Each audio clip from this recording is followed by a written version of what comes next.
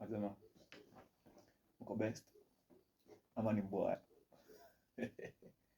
So manze, leo niko na story moja lakini inakaa story exam.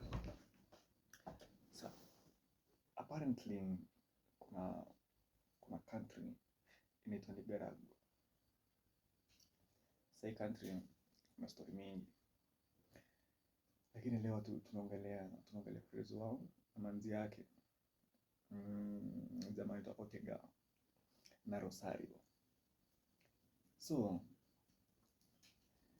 like any other country na practice democracy, so Nicaragua imekuwa practice democracy for a very long time.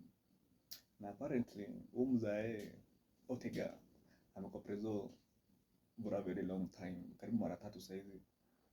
Mara kwanza ilikuwa 1980s hadi 90s, alafu kaenda in mara mbili actually 80s na 90s, alafu kaenda home to 7 na karudi, na ni preso hadi sasa hivi. Lakini si important sana huyo. Tuende kwa Rosario.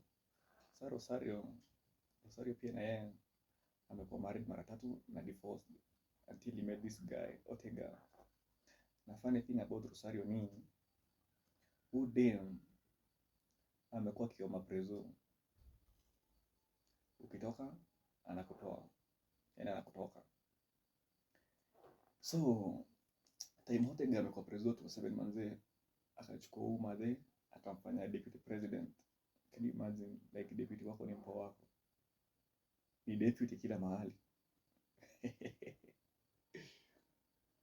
Sasa amekuwa kiolia position for so long manze, karibu 10 years hivi, mpaka karibu 2020 hapo hivyo manze. Dem zake zikamshow manze amechoka kuwa deputy, akaenda kwa mzae Ortega, akaambia Ortega, manze mali imefika mimi nadai kwa preso na deputy president ainibambi. Na mzae ako so much in love. Guess what? Usikie kubali.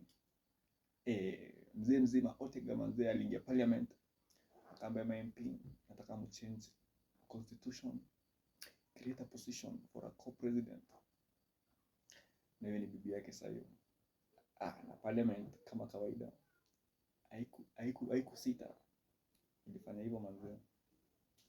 Alafu surprisingly toka udema kwa deputy president hadi sasa hivi yako preso, like yeye na bwana yake mpaka sasa hivi hawajapata mtu ako fit kwa deputy president, like country ya deputy president.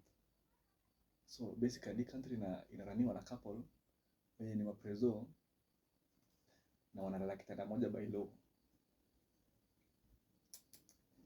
Ni mnaona aje?